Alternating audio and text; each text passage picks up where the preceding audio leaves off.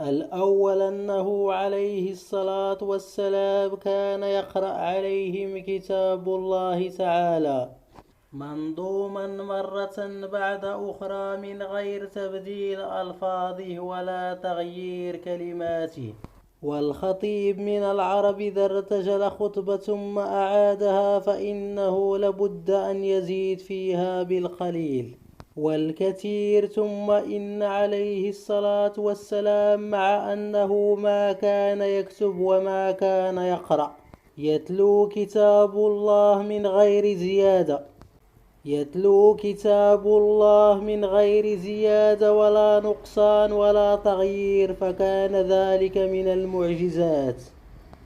وإليه الإشارة بقوله تعالى: سنقرئك فلا تنسى، سورة الأعلى آية 6. الثاني أنه لو كان يحسن الخط والقراءة لصار متهما في أنه ربما طالع الأولين فحصل هذه العلوم من تلك المطالعة.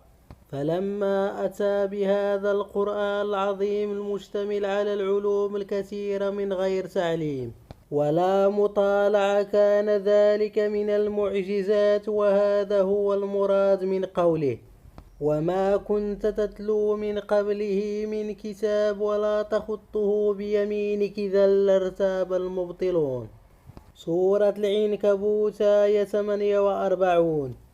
الثالث أن تعليم الخط شيء سهل، فإن أقل الناس ذكاء وفطنة يتعلمون الخط بأدنى سعي، فعدم تعليمه يدل على نقصان عظيم في الفهم.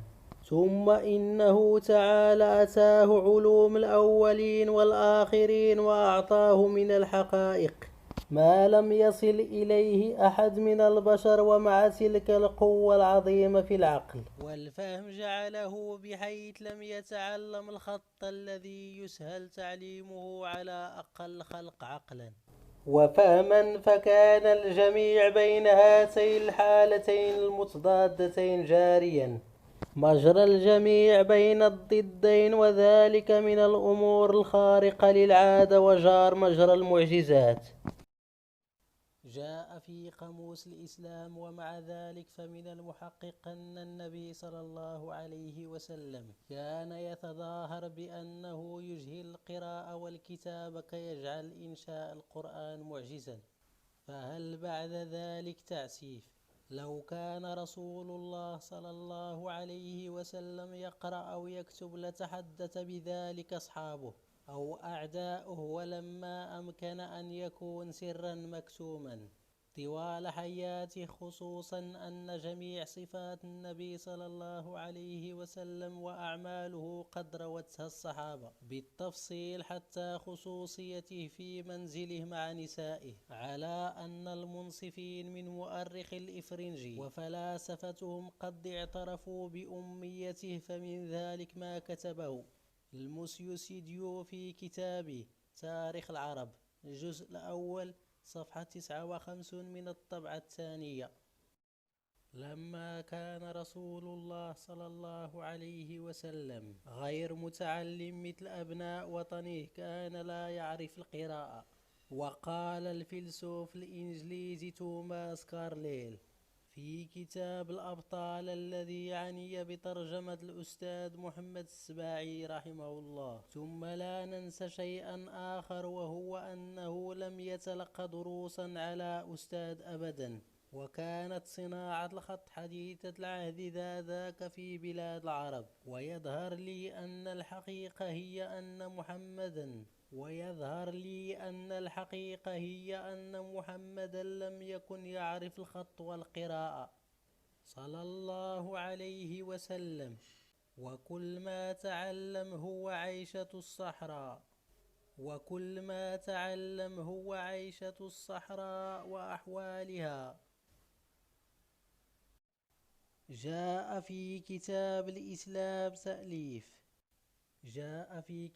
الإسلام تأليف الكونت هنري دي كاستري ترجمة المرحوم أحمد فتحي زغلول بشا. إن محمدا صلى الله عليه وسلم ما كان ليقرأ أو ليكتب، بل كان كما وصف نفسه مرارا نبيا أميا، وهو وصف لم يعارضه فيه أحد من معاصره. ولا شك أنه يستحيل على رجل في الشرق أن يتلقى العلم بحيث لا يعلمه الناس، لأن حياة الشرقيين كلها ظاهرة للعيان على أن القراءة والكتابة كانت معدومة في ذلك الحين في تلك الأقطار. لما كان رسول الله صلى الله عليه وسلم أميا احتاج إلى كتاب يكتبون له، وقد ذكرهم الحافظ أبو القاسم في تاريخ دمشق، وروى ذلك كله بإسناده، وهم أبو بكر الصديق وعمر بن الخطاب وعثمان وعلي والزبير وأبي بن كعب بن قيس وزيد بن ثابت ومعاوية بن أبي سفيان ومحمد بن مسلمة والأرقم بن أبي الأرقم وأبان بن سعيد بن العاص وأخوه خالد بن سعيد وثابت بن قيس وحنظل بن الربيع وخالد بن الوالد وعبد الله بن الأرقام وعبد الله بن زيد بن عبد ربه والعلاء بن عتبة والمغيرة بن شعبة والسجل، وزاد غيره شرحبيل بن حسنة رضي الله عنهم. وقالوا وكان أكثرهم كتاب زيد بن ثابت ومعاوية رضي الله عنهم. وسيأتي في غزوة أحد أن العباس كان بمكة وكتب إلى النبي صلى الله عليه وسلم كتابا يخبره بجميع قريش وخروجهم. وذكر ابن ماكل أن تميم ابن جرش وفد على النبي صلى الله عليه وسلم، وروي عنه أنه قال: قدمت على النبي صلى الله عليه وسلم في وفد ثقيف، فأسلمنا وسألناه أن يكتب لنا كتابا فيه شروط، فقال: اكتبوا ما بدا لكم ثم أتوني به. فسألناه في كتابنا أن يحلنا الربا والزنا، فأبى علي أن يكتب لنا، فسألنا خالد بن سعيد بن العاص، فقال له علي: تدري ما تكتب؟ قال: أكتب ما قالوا، ورسول الله صلى الله عليه وسلم أولى بأمره. فذهبنا بالكتاب إلى رسول الله صلى الله عليه وسلم، فقال للقارئ: اقرأ. فلما انتهى إلى الربا قال: ضع يدي عليها، فوضع يده فقال: يا أيها الذين آمنوا اتقوا الله وذروا ما بقي من الربا.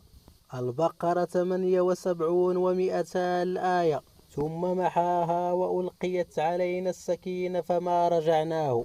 فلما بلغ الزنا وضع يده عليها وقال: ولا تقربوا الزنا إنه كان فاحشة. الإسراء 32 الآية. ثم محاها وأمر بكتابنا أن ينسخ لنا. راجع أسد الغابة الجزء الأول تميم بن جراشة. وقد زعم بعضهم أن النبي صلى الله عليه وسلم كان يتلو الكتاب الديني القديم، ومنها استسقى معلوماته، وهذا الزعم لا أساس له، إذ لم يكن في جزيرة العرب كتاب ديني باللغة العربية في ذلك الوقت. ومن المؤكد أنه ما كان يعرف أي لغة من اللغات الأجنبية.